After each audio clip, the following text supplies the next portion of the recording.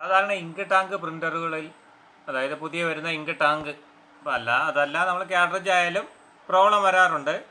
കൂടുതലായും കംപ്ലൈൻറ്റ് വരുന്ന ink tank പ്രിൻ്ററുകളിൽ printer, അതായത് ഇങ്ക് തീർന്നു കഴിഞ്ഞാൽ റീഫില്ല് ചെയ്യാൻ കാലതാമസം ഉണ്ടായാൽ അത് എങ്ങനെ പരിഹരിക്കാൻ നോക്കാം. അതിനുവേണ്ടി ഇവിടെ ടൈപ്പ് ഹിയർ ടു സെർച്ച് ഉണ്ട്. അവിടെ നമുക്ക് വേണമെങ്കിൽ കൺട്രോൾ എന്ന് ടൈപ്പ് ചെയ്യാം.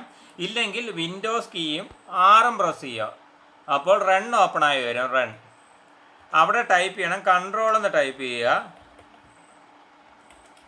അതിനുശേഷം വരുന്നതിൽ ഹാർഡ്വെയർ ആൻഡ് സൗണ്ട് സെലക്ട് ചെയ്യുക. അതിനുശേഷം ഡിവൈസസ് ആൻഡ് പ്രിൻറ്റേഴ്സ്. അപ്പോൾ പ്രിൻ്റർ, നമ്മുടെ ഏത് പ്രിൻ്ററാണോ ആ പ്രിൻ്റർ അവിടെ ലിസ്റ്റിൽ വരും.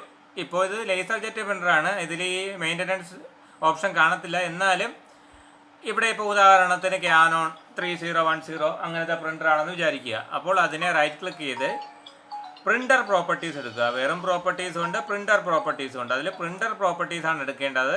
മിക്കവാറും ഉള്ള പ്രിൻ്ററുകളിൽ ഈ മുകളിലത്തെ ഓരോ ഈ ലിസ്റ്റിൽ തന്നെ ഇവിടെ മെയിൻ്റനൻസ് ഉണ്ട്. അതിൽ നോസൽ ചെക്കും ഹെഡ് ക്ലീനിങ്ങും ഡീപ്പ് ക്ലീനിങ്ങും കൊടുത്തു കഴിഞ്ഞാൽ ഈ പ്രോബ്ലം മാറുന്നതാണ്. അതല്ലെങ്കിൽ പ്രിഫറൻസ് എടുത്ത് നോക്കിയാലും ചില പ്രിൻ്ററുകളിൽ ഈ പ്രിഫറൻസിനകത്തായിരിക്കും ഈ മെയിൻ്റനൻസ് ടാബ് വരിക, അതായത് നോസൽ ചെക്കും ഹെഡ് ക്ലീനിങ്ങും ഡീപ്പ് ക്ലീനിങ്ങും വരുന്നത്.